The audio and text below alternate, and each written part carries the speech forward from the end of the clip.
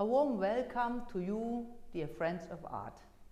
We are now here in Venice in my Venetian gallery, close to San Marco Square and on the backside of the Theatre Venezia, and we like to present to you the exhibition that we just set up and which will be inaugurated on April 23rd, when the opening of the Biennale will take place. So, in the back we have Venice. We have the most important Venetian artist called Fabrizio Blasi, who is famous for his water and fire in video. It's nice that when I opened my gallery 21 years ago, we had the sculpture of Fabrizio Blasi presenting a golden video, but it was like a mosaic video, and it was relating to San Marco and the golden mosaic in San Marco Basilica, and now it become more modern. The sculpture is less sculptural because there are more or less 3 frames with monitors, and in earlier times it was huge construction from corten steel. But I think it's still so fascinating if you look at it, the moving of the water. The reason why we love Venice so much is the moving of the water, and this is significant. And here it's in pure gold. And pure gold is something that you also use in the Orient, and we just came back from our participation in the Dubai Art Fair. We presented also work of Fabrizio Blasi, and there the gold is very present. And the gold is also present in the works of Robert. You see here some of her newest works. It's transparent paper, it's pencil, and it's gold leaf in forms of geometric forms and so on, and which is very interesting and very specific in this type of work is that the structure in pencil is very different. So, normally she chooses one, let's say, form like a cross, stripes, points, whatever, but here everything is different structured, and also here and here, and I think this is a new type of work and it's very delicate. So then from our masters we have here a wonderful work of Daniel Buren. It's a dialogue that he made for 2 windows in my former exhibition space Halle Dammweg. And you see the blue and the red going up and down, and it's absolutely dialogue work, and it was supposed to be in the window in the warehouse. Then we produced a version to be like a separate structure in wood, and here we decided to put just the glass sheets to have it more directly to the wall. He was an artist that I became to know in 1986. I was just 26 years old. He made a beautiful presentation in the pavilion, at the French pavilion of the Biennale, and I fall in love immediately in that work, still today. Here we have another work from Joseph Kosuth. He presented also the Hungarian Biennale, pavilion on the Biennale, and as I love to work with numbers and sorts, I really like this idea. You only need to look at the figure to see that 2 and 2 are 4. Then I only need to look at the figure to see that 2 and 2 and 2 are 4 again. This is visual art, visual poetry and visual thoughts. Here from Mohamed Kazem we have some of his most recent works, which I saw on big scale in the Dubai Art Fair 1 week ago.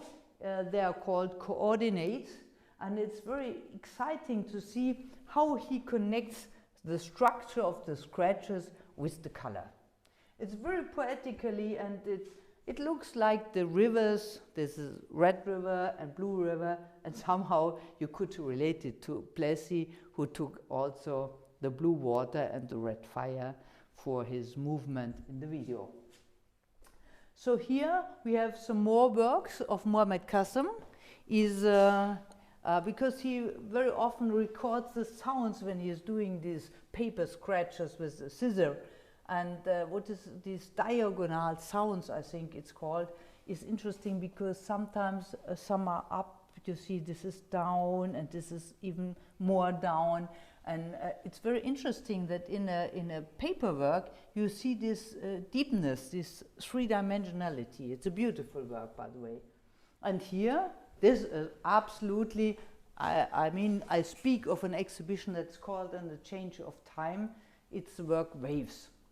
It's very much related to Italy. You see, it's starting with this Italian red, brown red, you see, very dark. It becomes lighter, lighter, lighter, and dark again.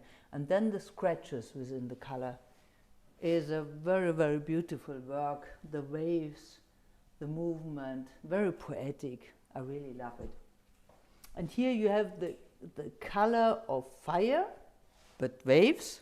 And then you have here the work Fluently, which is a real wave that you see by the embossment of Günter Uecker. And it was one of my first, let's say, embossments in the masterpiece. All in all, I did 99 editions with Günter Uecker, but about maybe 35 editions with embossments. But this was the first masterpiece I did. The edition is sold out, but this is one of the last copies I'm decided to sell. Here we have some more works of Mohammed Qasim. This was invented in Corona times, and it was, they are called Corona circles. Here he did something very special. He started in the center and he scratched to the outside some sort of a circle. It's very interesting. You see like a sun who is putting his light, spreading. And then he added, he put some water on the surface, and then he added the color. And so the color spread throughout the form.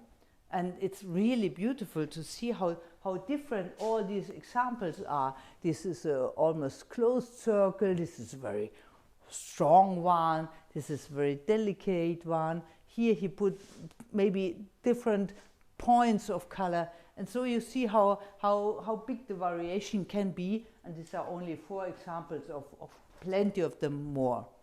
And here we have our Turismetti, the Italian artist. I worked since '84 with him, and this is a wonderful, it's a really masterpiece, even if it's not 2 by 2 meter, but to see this reclining oval, I would say.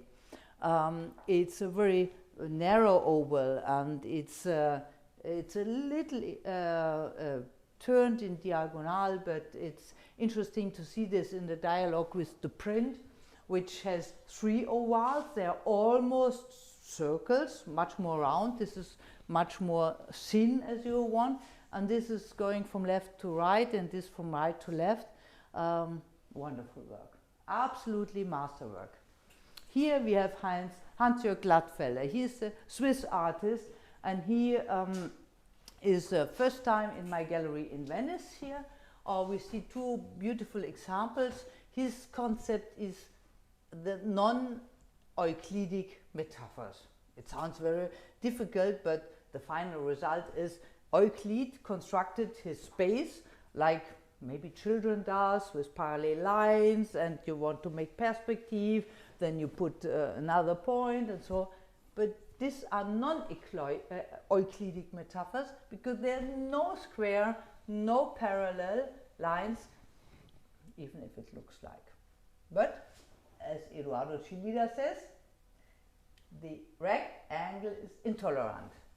So, you know, I feel, I sympathize with concrete art, but I even more prefer if you find a different way to approach. Like Morley, he never was a serious concrete artist, and like Glattfelder, who did something against, it looks like concrete art, but somehow it's a very individual way.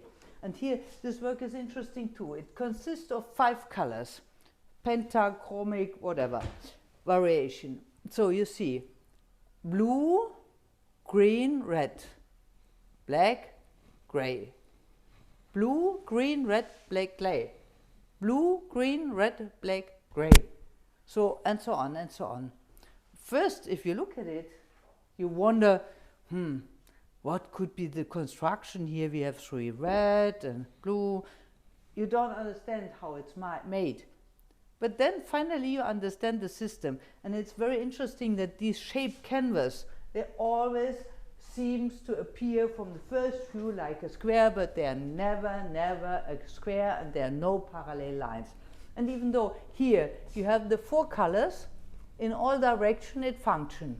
In this direction, this, this.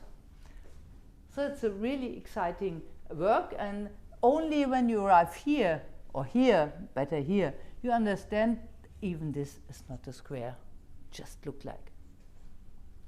And now we approach to the room of Laurent. Here we have 3 other further examples of these wonderful works with transparent paper.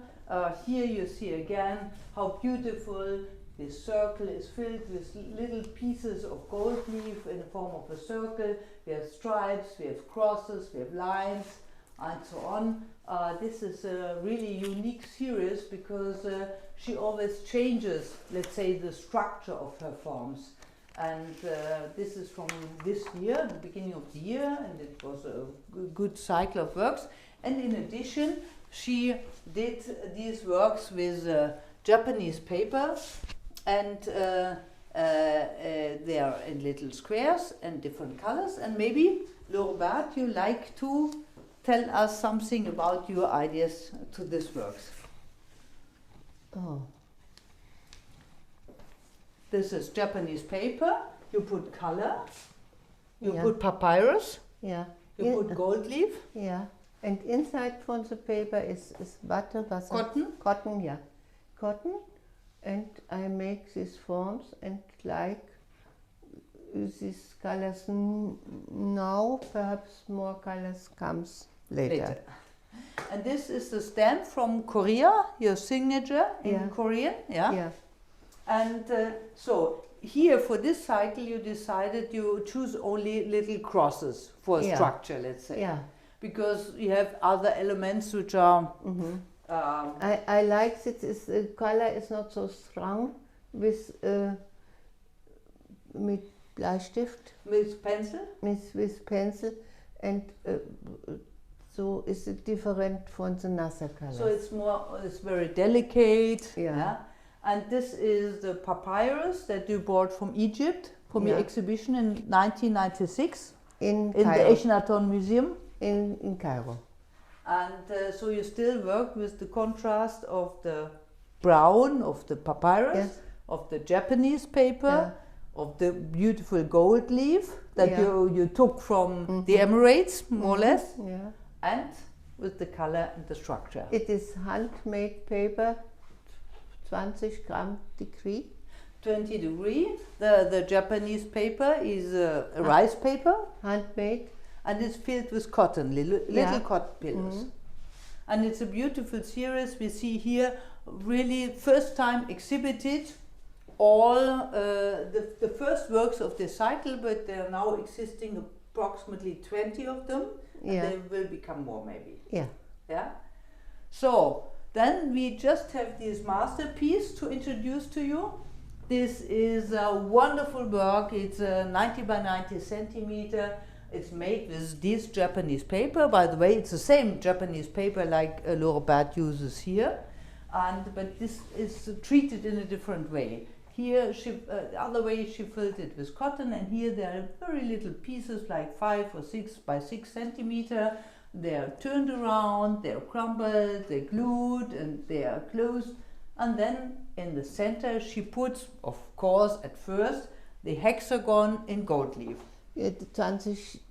24 karat gold. This is 23 karat gold leaf, and I tell you one thing, because the little pieces of the real gold leaf are not more than approximately 8 by 8 centimeters, so this decides the size of the little hexagon. But this is just a secret, don't tell it somebody else. So I have here a little reminiscence of the exhibition, of the beautiful exhibition Dorothea had for the last Biennale in 2019 in the church San Samuele, directly close to Palazzo Grassi. And this is just, let's say, the little sister or little brother of the big columns, which has about 4.50 meters around, and which was accompanied by a sea of crumbled papers. But this is a piece that you can hold also in your house, even if your house has not the height of 5 meters. So it's a wonderful piece to have, with a beautiful pyramid in lacquered squares. And but the best is you come to Venice. We just can introduce to you a little bit the beauty of our pieces, and we hope that our artworks can help you to have new ideas in these horrible times. We want to give hope in a time where horrible things happen, starting with the pandemic, with the Ukrainian war.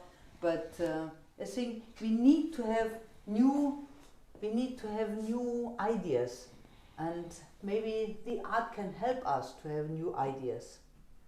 Yeah, and the artist. And also I like to show you one of the sculpture in this was the big sculpture that we had, so you can have also the big brother, not only the little sister. Yeah. In case you have the space. But I want just to introduce to you a little bit our space, our exhibition, and the title in the change of time. We are in very difficult times living now, and we hope the art can support us to and we can support us, and the artists can help us to find new ideas, new ways to understand and to come to the future. Yeah. Thank you very much. I'm waiting for you in Venice. Please come, look at the beautiful artworks yourself, and enjoy.